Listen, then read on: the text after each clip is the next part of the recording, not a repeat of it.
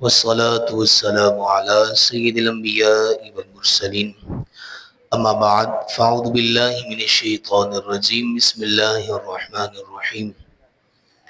الحمدللہ، اللہ عز و جل کا فضل و کرم ہے کہ ہمارا یہ ہفتہ وار درس قرآن تسلسل سے جاری ہے اور سورہ بقرہ پارہ نمبر 2 آیت نمبر 217 اور آج انشاءاللہ 218 کی تلاوت کریں گے۔ اللہ تبارک و تعالی کیا ارشاد فرماتا ہے، آئیے سماعت فرماتے ہیں۔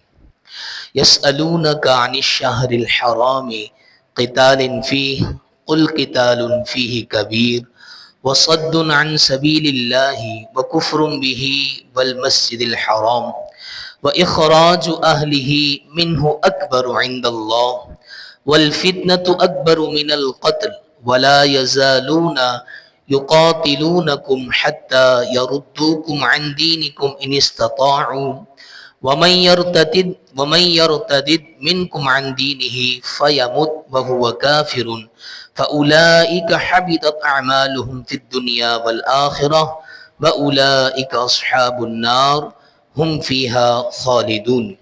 ان الذین آمنوا والذین هاجروا وجاہدوا فی سبیل اللہ اولئک یرجون رحمت اللہ واللہ غفور الرحیم۔ صدق اللہ مولانا العظیم وصدق رسولہ النبی الکریم الامین۔ میرے محترم اور پیارے بھائیوں، یہ 2 آیت مبارکہ آپ کے سامنے میں نے تلاوت کی ہے۔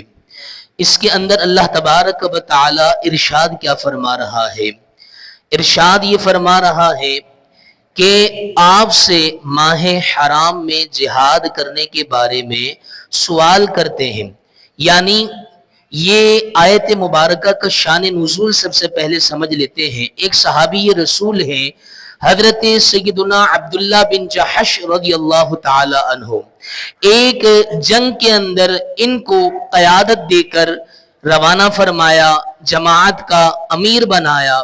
اب جب مشرکین سے جہاد ہو رہا تھا تو اب جیسے ہی اس ماہ کی 29 تاریخ آئی، دراصل اللہ تبارک و تعالی نے سورہ توبہ کے اندر ارشاد فرمایا کہ 4 مہینے ایسے ہیں کہ جو کیا ہے، حرمت والے مہینے ہیں۔ اس میں اللہ تبارک و تعالی نے جہاد کرنے سے منع فرمایا ہے۔ وہ مہینے کون سے ہیں ہمیں بھی پتہ ہونا چاہیے۔ وہ مہینے ماہ محرم الحرام کا مہینہ ہے، اسی طریقے سے ماہ رجب المرجب ہے، تیسرا مہینہ ماہ ذوالقعدہ، چوتھا مہینہ ہے ماہ ذی الحجۃ الحرام۔ اس 4 مہینے کے اندر اللہ تبارک و تعالی نے جہاد کرنے سے منع فرمایا۔ اب مشرکین سے مسلمان جہاد کر رہے تھے، یہاں تک کہ جمادی الاخری، جمادی الثانی کی 29 تاریخ آ جاتی ہے۔ اب مشرکین کی طرف سے ایک اعتراض ہوتا ہے کہ تم مسلمانوں کو تو اللہ تبارک و تعالی نے حکم دیا ہے کہ تم نے ان ایام کے اندر، ان مہینوں کے اندر جہاد نہیں کرنا۔ اب یہاں پر کیا ہے، مسلمانوں کو ورغلا رہے ہیں تاکہ یہ مہینہ جب آئے تو مسلمان جہاد کرنے سے رک جائیں۔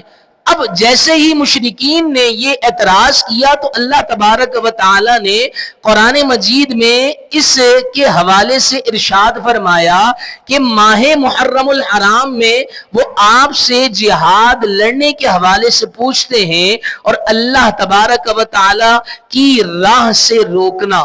اب ذرا یہاں پر توجہ سے سماعت فرمائیے گا کہ اللہ تبارک و تعالی کیا ارشاد فرما رہا ہے۔ ٹھیک ہے، اللہ تبارک و تعالی نے جہاد سے ان مہینوں میں منع فرمایا ہے، لیکن اللہ تبارک و تعالی فرما رہا ہے کہ جہاد تو دور کی بات ہے، اللہ تبارک و تعالی کی راہ میں آنے سے روکنا، مسجدوں میں رکاوٹ کا سبب بننا، فتنہ گیری کرنا، فتنے کا سبب بننا، یہ کیا ہے قتل سے بھی زیادہ شدید ہے. یعنی اللہ تبارک و تعالی یہ فرما رہا ہے, گویا صحابہ کرام علیہم الرضوان کی تائید کے اندر اللہ تبارک و تعالی قرآن میں ارشاد فرما رہا ہے کہ یہ اگرچہ تمہیں کیا ہے ورغلانے کے لیے کہتے ہیں کہ یہ تو ماہ حرمت ہے, یہ حرمت والے مہینے ہیں, اس میں نہ لڑو, تو تم ان سے کہو کہ جو تم کرتے ہو نا یہ ہمارے سے بھی زیادہ شدید ہے. یعنی تم مسلمانوں کو مسجد میں آنے سے روکتے ہو,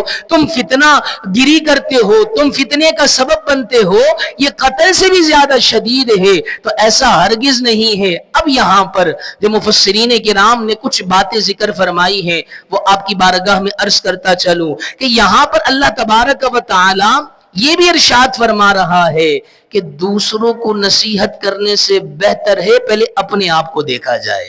یعنی یہاں پر کفار مشرکین کیا کہہ رہے ہیں کہ اللہ نے تو حرمت والے مہینے میں تمہیں جہاد کرنے سے منع کیا ہے, یعنی گویا نصیحت کر رہے ہیں کہ تم رب کے حکم کی تعمیل بھی نہیں کر رہے. لیکن اللہ تبارک و تعالی نے اس کے جواب میں کیا ارشاد فرمایا کہ جو تم کر رہے ہو, یعنی جو مشرکین کر رہے ہیں, فتنہ برپا کر رہے ہیں, فتنے کا سبب بن رہے ہیں, لوگوں کو تکلیف پہنچا رہے ہیں, لوگوں کو مسجد میں آنے سے روک رہے ہیں, یہ کیا ہے قتل سے بھی بڑا کیا ہے جرم ہے. یہاں پر گویا اللہ تبارک و تعالی فرما رہا ہے کہ خود بڑے بڑے عیبوں کے اندر مبتلا ہو اور دوسروں کو نصیحت کر رہے ہو, ایسا نہیں ہونا چاہیے بلکہ پہلے خود عمل کرنا چاہیے. اور کسی نے کیا خوب یہ بھی جملہ کہا ہے نا کہ انسان کو نصیحت سے پہلے صاحب نصیحت ہونا چاہیے. یعنی ایسا تو نہ ہو کہ دوسروں کو نصیحت خود کو فصیحت, یعنی انسان کو کیا ہے پہلے خود عمل کرنا چاہیے. اللہ یہی ارشاد فرما رہا ہے. اور یہ طریقہ یعنی خود عمل نہ کرنا اور دوسروں کو کیا ہے ترغیب دلانا, یہ کس کا طریقہ ہے؟ یہ کافروں کا طریقہ ہے. ہمیں اس طریقے پر عمل نہیں کرنا چاہیے بلکہ ہمیں پہلے اپنے گریبان میں جھانکنا چاہیے. اور یہاں پر بہت عقل مند یہ بھی کہتے ہیں نا کہ کسی کی طرف ایک انگلی اٹھاؤ گے تو ہاتھ کی 3 انگلیوں کے اشارے تمہاری طرف آئیں گے. تو پہلے کسی کو تعان کرنا, کسی کو اس بات پر ابھارنے سے پہلے یہ ہے کہ اپنے گریبان میں انسان کو جھانک لینا چاہیے. اور اللہ تبارک و تعالی پھر آگے ارشاد فرماتا ہے والفتنۃ اکبر من القتل, کہ جو فتنہ برپا کرنا ہے نا, لوگوں میں فساد پھیلانا ہے, یہ قتل سے بھی بڑا جرم ہے, یہ قتل سے بھی بڑا گناہ ہے. کہ اے کفار, اے مشرکین, تم کیا ہے ماہ حرمت والے مہینوں کے اندر ہمیں کی ترغیب دے رہے ہو کہ تم نے جہاد نہیں کرنا اور تم تو فتنہ کر رہے ہو, تم تو فساد پھیلا رہے ہو.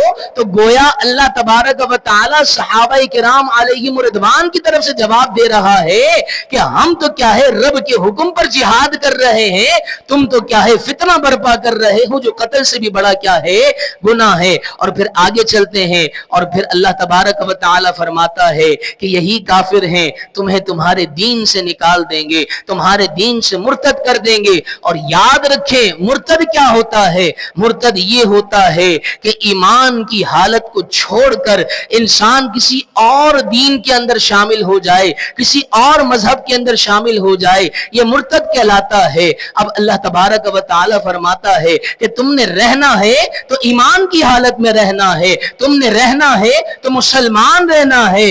اور اگر تم اسلام سے پھر جاؤ, ایمان سے پھر جاؤ, تو پھر چاہے تم مرتد ہو کر مرو, کافر ہو کر مرو, تمہارے اعمال برباد کر دیے جائیں گے. فَأُولَئِكَ حَبِطَتْ أَعْمَالُهُمْ, تمہارے دنیا میں بھی اعمال برباد کر دیے جائیں گے, آخرت میں بھی اعمال برباد کر دیے جائیں گے. تمہارا نکاح ہے, تمہارا نکاح فاسد ہو جائے گا, تم نے جو عمل کیے ہیں عمل برباد ہو جائیں گے, تم نے حج کیا ہے وہ برباد ہو جائے گا.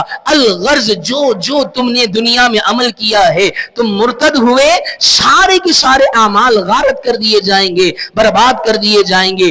دنیا میں یہ عمل ہے اور پھر آخرت میں کیا ہے, اس کی سزا بہت بڑی ہے. اور وہ سزا کیا ہے؟ وہ جہنم کی صورت میں ہوگی. اور پھر اللہ فرماتا ہے کہ جو اسی عالم میں مر گیا نا, چاہے وہ کافر ہو کر مرے چاہے مرتد ہو کر مرے، فَأُولَئِكَ حَبِطَتْ أَعْمَالُهُمْ فِي الدُّنْيَا وَالْآخِرَةِ وَأُولَئِكَ أَصْحَابُ النَّارِ، اور یہی لوگ کیا ہے وہ آگ والے ہیں، ہم فیہا خالدون، اور وہ آگ میں کیا ہے ہمیشہ سڑیں گے، ہمیشہ رہیں گے، ہمیشہ اسی میں رہنا پڑے گا۔ کیونکہ یاد رکھیں میرے محترم اور پیارے بھائیوں، اعمال بعد میں ہیں، ایمان سب سے مقدم ہے۔ اگر ایمان ہے، رائے کے دانے کے برابر بھی اگر ایمان ہے اور سلامت لے کر گیا تو کیا ہے اس کا ٹھکانہ جنت میں ہوگا، اگرچہ وہ اپنے عمل کی سزا کاٹ کر جنت میں ضرور جائے گا، لیکن اگر ایمان نہیں تو پھر کچھ بھی نہیں۔ وہ ایک حدیث مبارکہ ہے نا میرے محترم اور پیارے بھائیوں، اللہ تبارک و تعالی کا کرم ہے، احسان ہے، اللہ نے مجھے کیا ہے مومن بنایا ہے، اللہ نے مجھے آقا کا امتی بنایا ہے، اس پر احسان ادا کرنا چاہیے۔ اللہ کے پیارے حبیب نے فرمایا چند قسم کے لوگ ہیں، بعض مومن ہوں گے، مومن وفات پائیں گے، بعض کافر ہوں گے، کافر وفات پائیں گے، بعض مومن ہوں گے، کافر مریں گے، بعض کافر پیدا ہوں گے، مومن مریں گے۔ اللہ تبارک و تعالی کا کرم ہے کہ اللہ نے مجھے ایمان کی دولت سے سرفراز فرمایا ہے، لیکن خاتمے کا نہیں پتا کہ بالخیر ہوگا یا نہیں ہوگا، تو اس کی ہمیں تیاری کرنی چاہیے۔ اگر خاتمہ بالخیر نہ ہوا نا تو پھر سارے عمل ہمارے منہ پر مار دیے جائیں گے، ہماری نمازیں، ہمارے روزے، ہمارا صدقہ و خیرات کرنا، ہمارا حج کرنا، سب منہ پر دے مارا جائے گا، کیونکہ ایمان نہیں تو کوئی عمل کام نہیں آئے گا۔ اور پھر اللہ تبارک و تعالی نے اگلی آیت مبارکہ کے اندر جہاد کرنے والوں کے حوالے سے ارشاد فرمایا، کیا ارشاد فرمایا کہ ان الذین آمنوا والذین ہاجروا، بے شک جو لوگ ایمان لائے اور جن لوگوں نے ہجرت کی اللہ کے حکم پر، اللہ کے پیارے حبیب صلی اللہ تعالی علیہ وسلم کے حکم پر جنہوں نے ہجرت کی ہے، وہ ہے نا اللہ تبارک و تعالی کے پیارے حبیب صلی اللہ علیہ وسلم نے ارشاد فرمایا انما الاعمال بالنیات، اعمال کا دار و مدار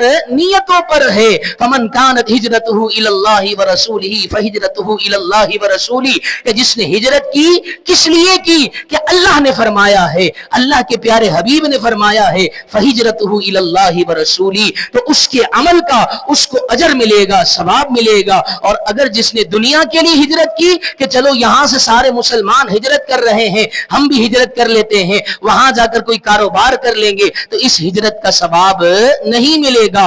نیت اچھی ہونی چاہیے، کیونکہ ہر عمل کا دار و مدار کیا ہے انسان کی نیت پر ہوتا ہے، اعمال کے ثواب کا دار و مدار نیتوں پر ہوتا ہے۔ اور اللہ کیا فرما رہا ہے ان الذین آمنوا، بے شک جو لوگ ایمان لائے، والذین ہاجروا، اور وہ لوگ جنہوں نے ہجرت کی، وجاہدوا فی سبیل اللہ، تین کیٹیگری کے لوگ، ایمان والے، اللہ کے حکم پر ہجرت کرنے والے، اللہ کی راہ میں جہاد کرنے والے، اولئک یرجون رحمت اللہ، یہی وہ لوگ ہیں جو اللہ کی امیدوار ہیں، رحمت کی امیدوار ہیں۔ اور پھر اللہ فرماتا ہے واللہ غفور الرحیم، اللہ بخشنے والا مہربان ہے۔